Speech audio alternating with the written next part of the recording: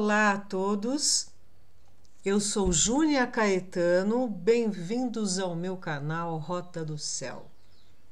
Hoje eu vou apresentar para vocês o terceiro e último vídeo sobre as eras astrológicas e os deuses da Suméria.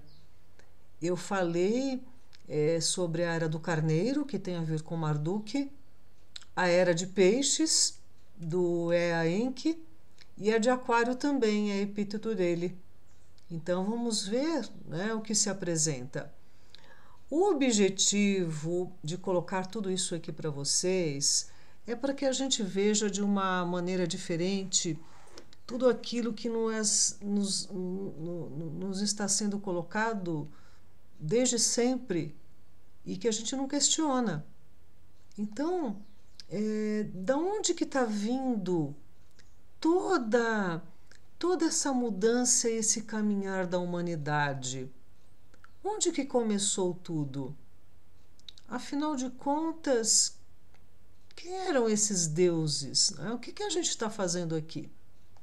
Então, não tenho a intenção de convencer ninguém a nada. Eu até digo, não acreditem em mim. Vão buscar, pesquisar por si mesmos, né? Porque as informações estão aí há mais de 2000 anos. A gente que não sabe interpretar ou tem preguiça, enfim, né? Então, a gente está num momento de muitas decisões internas e também do corpo humanidade que eu acho que merece um pouco mais de reflexão, né, na nossa vida. Então vamos ver aqui. Qual é dessa era de Aquário? Aqui está o aguadeiro vertendo a água da sabedoria para a humanidade. O verbo de Aquário é o saber. Então, nós vamos ver que o futuro já está aqui no presente. Não é que vai acontecer, já está. A transição de uma era, ela leva um tempo. Não existe uma data exata para começar a era de Aquário, por conta dessa precisão dos equinócios, que mudou muito há muito tempo já. Então a gente vai percebendo os sinais porque vai mudando a narrativa, a proposta para o coletivo, vai mudando o costume, o comportamento. Então nós já estamos nessa transição, pelo menos com um pé dentro da era de Aquário, como nós vamos, né, observar aqui. Aqui está uma tabuinha, né, suméria. Vejam aqui os símbolos, né, dos planetas, a Lua, a estrela, Aquário, Peixes. E aqui estão dois deuses diante da árvore da vida. Veja que eles estão em reverência, mas também manipulando a árvore da vida. Então, vamos ver como é que isso está vindo desde sempre, né? Bem, no vídeo da Era de Peixes eu contei para vocês sobre Ea Enki, que ele era o chefe dos cientistas e que eles criaram Sapiens Sapiens no Bitixinte, casa onde o sopro da vida é assoprado. Só que eles estavam num trio fazendo essas experiências. Aqui está Enki, né? Veja ele com o manto de água, os peixinhos aqui do lado. E eu tinha contado para vocês a correspondência dele, né, com toda a liturgia do cristianismo e, sobretudo, da Igreja do Vaticano. Olha aqui a cruz, né, no trono de Enki. E também estava junto Ningisida. Quase não se tem imagem de Ningisida, mas tem muito dele como Hermes, Tote, Mercúrio. Ele era um grande cientista, ele sabia todos os segredos, inclusive de trazer as pessoas da vida dos mortos, do mundo dos mortos. Então, aqui tem a representação do caduceu, que era o seu símbolo, como também era o de Hermes, né? E o caduceu simboliza as duas hélices do DNA nosso, né? Pois então, também estava a meia-esposa de Enki. Ela é conhecida como Ninhursag, Ninti, Nintu, Mami, Ninmá. Olha ela aqui, esse é o símbolo dela, eu já vou explicar para vocês. Olha que humanos meio primitivos. E aqui ela também nos ombros tem cabeças de humanos, né? Então, se diz o seguinte, né? Ninti, minha deusa esposa, será escolhida para esse trabalho. O destino do recém-nascido tu proferirás. Ninti fixará nele a imagem dos deuses, e o que ele for será o homem. Então, a Ninti, ela tinha a responsabilidade de determinar o destino dos homens. E veja o símbolo dela. Aqui está ela e Enki. Este é o símbolo de Ninti, que eles dizem que é um instrumento da antiguidade para cortar o cordão umbilical na hora dos partos. Mas na astrologia, este é um símbolo do eixo nodal. Este aqui é o nó do norte, que nos fala no mapa natal sobre o nosso destino. O que a gente está fazendo aqui? Para onde a gente tem que se movimentar? E este aqui é o nó do sul, a cauda do dragão. O nó do norte é a cabeça do dragão, é para onde está sendo orientado tudo agora. E a cauda do dragão, o nó do sul, conta toda a nossa bagagem, tudo que a gente já vivenciou. Então é um eixo na leitura do mapa muitíssimo importante. E justamente símbolo do destino e símbolo da deusa que era responsável pelo destino dos homens. Pois então, nós vamos ver que somos os criados, literalmente. Esses deuses se reuniram porque eles já estavam desacursoados de fazer uma série de trabalhos aqui e eles estavam precisando de um escravo, essa que é a palavra certa, né? E Enki, como era um cientista, viu aí um ser perambulando pela África e achou que seria muito compatível. E aqui está a Ninmá, a Ninti, né, a Ninhursag, sentada com a sua criatura, o Adapa, o primeiro protótipo humano. Só que até chegar nele foram muitas tentativas e erros, né? Então também se diz assim: dado que B, a matriz está aqui, ela será quem dará a luz e produzirá o homem para assegurar o trabalho dos deuses. Que ele carregue nosso jugo, que ele carregue nosso jugo imposto por Enlil, que o homem, Lulu, assuma o trabalho atribuído aos deuses. Eles chamavam os homens de Lulu Amelu. Então, trabalho, a etimologia desta palavra é castigo. Então, nós fomos criados para servir aos deuses, entre aspas, né? E tanto é que eles disputavam os humanos, né? Pelas oferendas, pelo trabalho, por tudo, na verdade. Aqui está também, eles estão diante da árvore da vida. Olha aqui a serpente, né? Que é símbolo do DNA. Também se diz: com sua carne e seu sangue, Nintu mesclará a argila.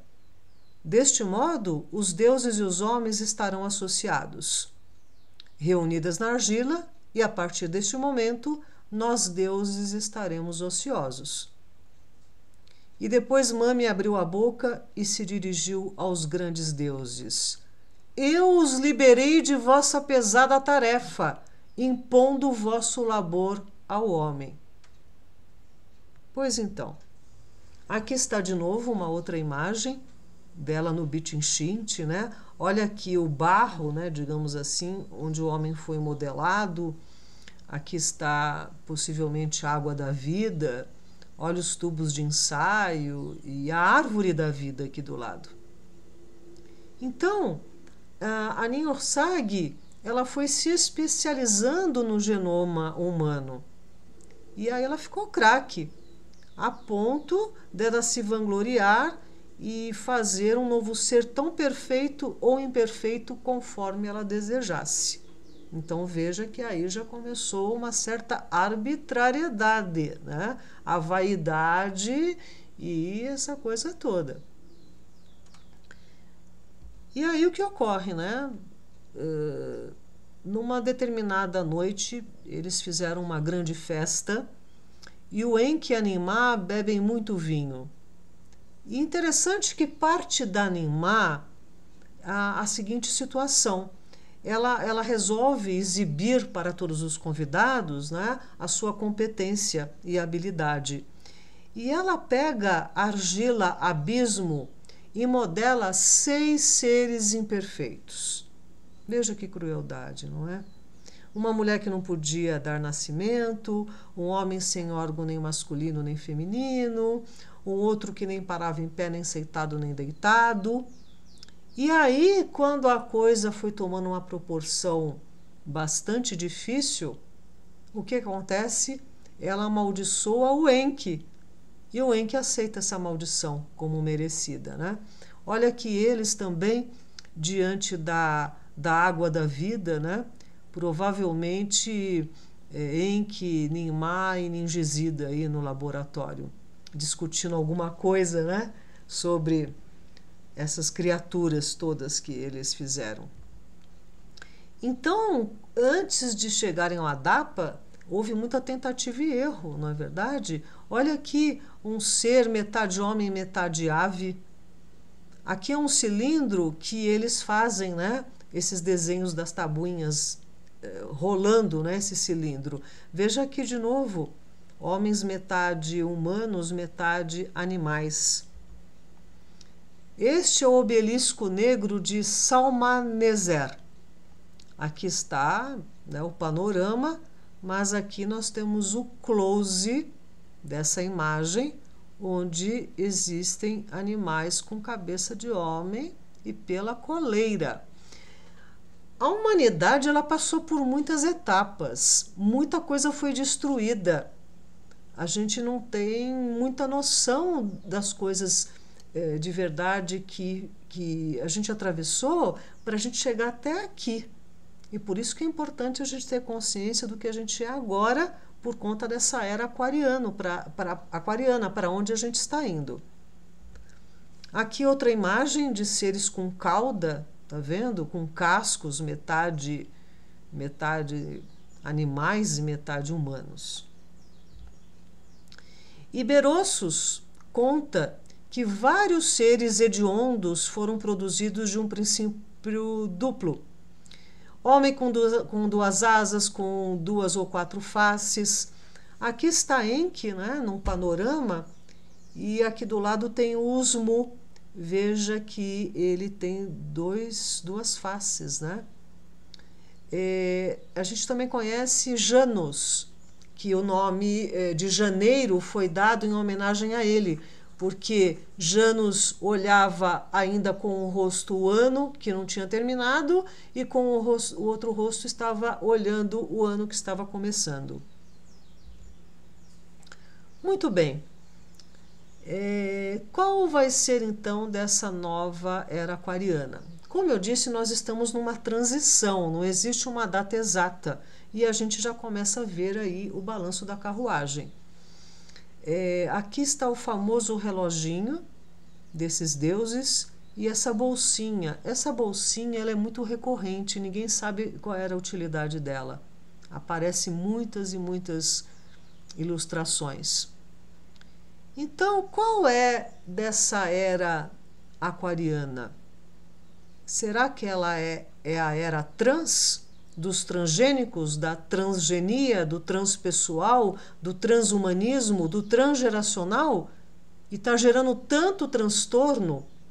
né? De déficit de atenção, disso e daquilo. Por quê? Eu vejo que a humanidade está fora do seu eixo. Ela está desconectada da sua verdadeira razão de ser.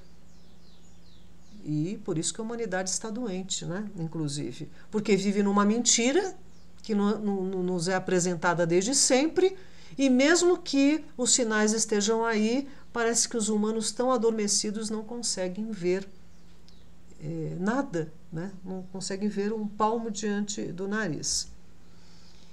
E houve um marco aí importante para essa transição da era de Aquário, que foi a conjunção de Júpiter e de Saturno no dia 21 de dezembro de 2020.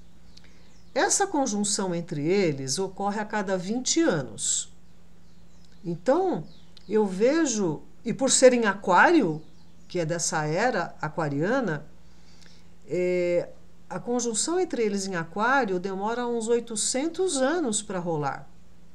Então, eu vejo esses próximos 20 anos, por conta dessa conjunção deles dois a 0 grau de Aquário, como sendo um fractal para os próximos 2000 anos. Então, nesses 20 anos, nós vamos ver muito bem para onde está indo o balanço da carruagem. E é quando a gente vai ter que tomar decisões cruciais, seja no nível individual ou no nível coletivo.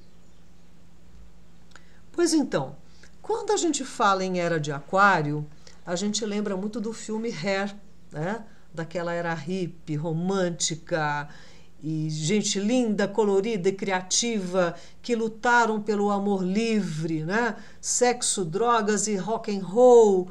E na música diz o seguinte, né? Sobre o amanhecer da era aquariana. E a libertação verdadeira da mente. Que maravilha! Esse é o ideal, porque Aquário tem a ver com o nosso corpo mental, sobretudo coletivo. Aquário é o signo do despertar, também da tecnologia, né? É um signo do avanço e, sobretudo, da libertação. Porém, me parece que nós não estamos indo para a liberdade de mente coisa nenhuma. Apesar de estarem nos apresentando assim.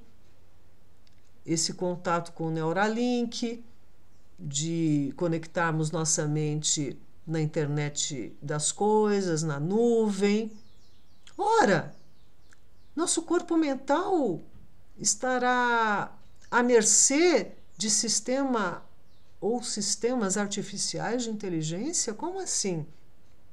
Se hoje em dia a gente sabe que recebemos tanta informação subliminar através da publicidade, da propaganda, será que a minha mente ali conectada diretamente a isso, eu não estarei sendo manipulado também? E talvez nem perceba, como a gente não percebe com relação à publicidade? Será que isso não é muito perigoso? Será que a gente está ficando preguiçoso a ponto de não pensar sobre isso? Só pensar nas comunidades e nas coisas legais? Claro que tem coisa boa na tecnologia, é óbvio. Mas será que a gente não vai se aprisionar? Será que não estamos indo para uma ditadura tecnológica ainda sem ética? Sem parâmetro? Sem nenhuma lei? Enfim, eu acho que a gente está excluindo o ser humano, que é o elemento principal de uma sociedade. E o que ocorre? Está havendo um descontentamento com a realidade, seja no sentido natural das coisas, ou seja no sentido artificial, provocado. Esse descontentamento está sendo muito forte. E aí o que acontece? O pessoal vai começar a cada vez mais se seduzir pela realidade virtual. E se a gente não tem maturidade nem para usar um smartphone, um WhatsApp, redes sociais, imagine a hora que a gente conseguir se conectar a esse monstruoso ser que a cada segundo cresce mais. Porque a cada segundo esse ser é alimentado de bilhões e bilhões de informações. É disso que ele vive. E aí, como será? Já começaram a nos coisificar através dos alimentos. Há muito tempo atrás, né, a gente já não come nada que é integral, é farinha, açúcar, arroz, tudo quanto é coisa beneficiado, ou seja, refinado, e agrotóxico e corante, isso e aquilo, até chegarem nos transgênicos, alterando, invadindo um reino vegetal. O milho, por exemplo, é um cereal que tem mais de 20 modificações genéticas. O milho já não é mais o milho faz muito tempo. Então eles começaram a nos coisificar pelo físico e agora pelo emocional, porque estamos muito sensíveis com tantas coisas acontecendo, e pelo mental, porque é muito prático, é muito fácil, né? Ai, que beleza! De longe eu acendo e apago as luzes da minha casa. Ah, eu vou ter também informações, se eu sofrer um acidente, vão saber tudo de mim. Ah, que maravilha, né? Mas isso vale? Será que é por aí? Será que não tem alguma coisa errada aí nessa história? Bem, lá no Vale do Silício, a grande moda é nootrópicos. São os nootrópicos, né? Que são drogas que aumentam sobremaneira a sua capacidade intelectual. Então veja que o ser humano está caindo para a mente, está se afastando do corpo físico, do contato humano, de uma série de coisas e se integrando totalmente nesse mundo high-tech, nesse mundo virtual, nesse mundo tecnológico. Até que ponto isso é bom? É claro que tem as suas vantagens, mas será que essas vantagens vão nos levar a um processo de desintegração da nossa autonomia, da nossa individualidade? Indivíduo é aquele que não se divide, é aquele que é íntegro. Como é que eu posso ser íntegra se eu tenho algo conectado a uma inteligência extraordinária, artificial? Tem o tal do... que eles já estão fazendo muitos testes com esse Mind Upload, né? Quer dizer, é um upload da sua mente para um computador. Porque se você morrer, você pode ter a sua mente preservada e guardada. E a humanidade busca muito isso, a imortalidade. Será que eu quero passar a minha eternidade aqui neste planeta do jeito que ele vai ficar? Ou, pelo menos, é o que está parecendo. Se todos nós tomássemos uma atitude, eu acredito que não seria bem assim. Mas se isso for inexorável, será que eu quero passar minha eternidade aqui, aprisionada, chipada, controlada? Ora, eu tenho a liberdade do meu espírito. Meu espírito é eterno e livre. Eu posso decidir, ainda posso. Porque talvez nas próximas experiências as crianças já vão nascer chipadas e aí fica muito mais difícil você se libertar, né? Aqui é uma imagem de redes de conexão para a gente ver como tudo que está em cima é análogo ou semelhante ao que está embaixo. E o que está embaixo é análogo e semelhante ao que está em cima. Hermes Trismegisto, né? Que é o tal do Nigisida, do Mercúrio e tudo isso. Aqui está uma rede neural, né? Nosso sistema, no nosso cérebro. Aqui está uma rede de uma galáxia e aqui está uma rede de comunicação da internet. Tudo muito semelhante. Então, qual é a reflexão, né? A era de Aquário, daquele romantismo, as pessoas estavam buscando o alternativo, o orgânico, o natural, o prazer de ser e viver, a arte, a música, né? Expandir a consciência. Nunca houve tanta experiência com os ácidos, né? Lisérgicos e tudo isso. Só que, veja que do outro lado da outra imagem, é um protesto na Europa justamente o pessoal com cabeça de robô, porque tem muita gente intrigado de como as coisas estão indo muito rápido demais e ninguém está perguntando para onde a gente está querendo que isso vá. Então, está em cada um de nós essa consciência do que a humanidade quer. Se for de fato possível mudar alguma coisa, demorou. As coisas já estão bastante avançadas e a gente está precisando colocar aí alguns limites, aquela conjunção Júpiter e Saturno. O Júpiter expande e o Saturno contrai. Então, é a justa medida, nem além nem aquém. Então, a humanidade, se aqui ainda for possível fazer alguma coisa, demorou, a gente vai ter que se apressar. Se for inexorável, se a humanidade vai ter mesmo que passar por uma nova etapa, e essa etapa vai ser o transhumanismo, a gente ainda tem escolha. A única escolha é na passagem, é na hora da nossa morte, quando nosso espírito ele pode estar conectado com a sua mônada, com o seu eu verdadeiro e tomar sua decisão. Ah, mas eu tenho ainda muita coisa a cumprir, isso e aquilo. Você vai cumprir em outro lugar que não seja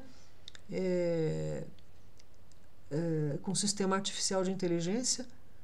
Você pode ir para outros campos, outros sistemas, outras estrelas, outros planetas, outras dimensões em que você continue a cumprir a sua tarefa sem aprisionar o seu espírito de vez. Temos essa capacidade de escolher. Mas nem isso estão nos dando. Então eu acho que é muito sério essa etapa da humanidade. Com todas as delícias e benefícios que a tecnologia tem, claro que sim.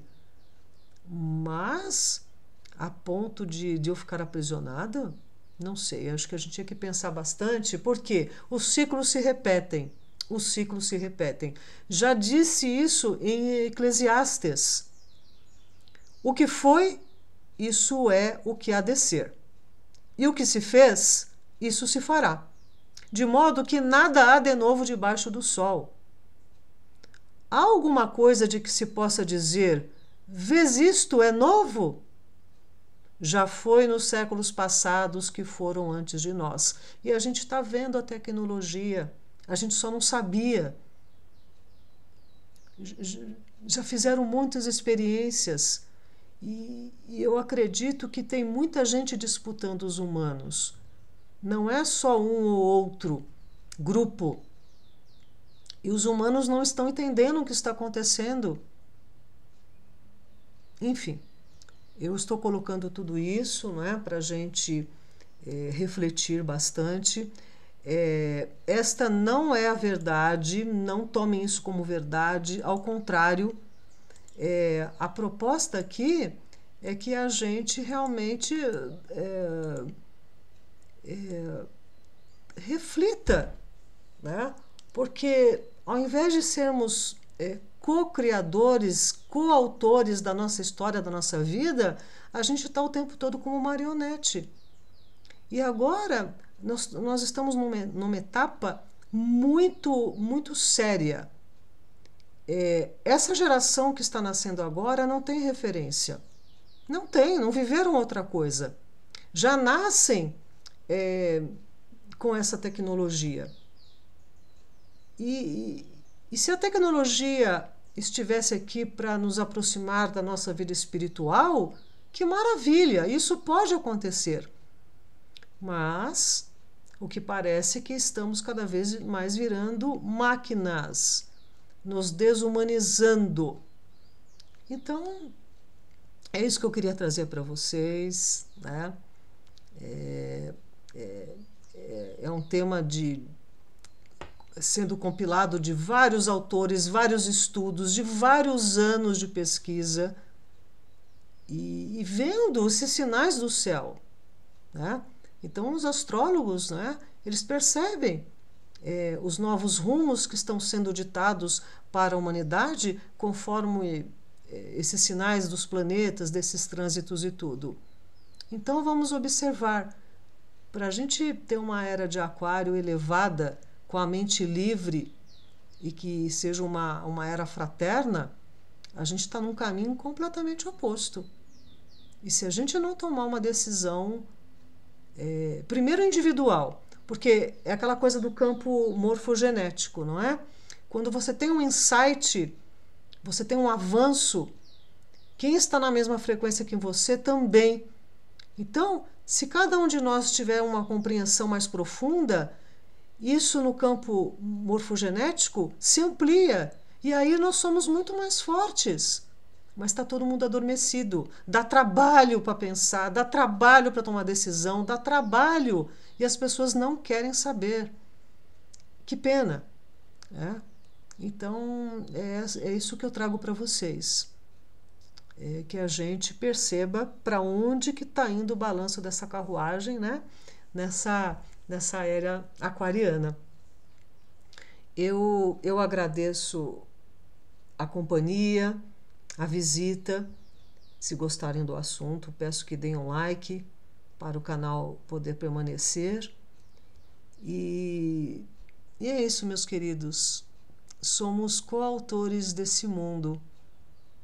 Não vamos abrir mão disso, ok? Vamos trabalhar aí pela nossa integridade humana, porque me parece que o ser humano não está se dignificando, ao contrário, né? Então, eu voltarei em breve com mais assuntos, né? E muito agradecida mais uma vez.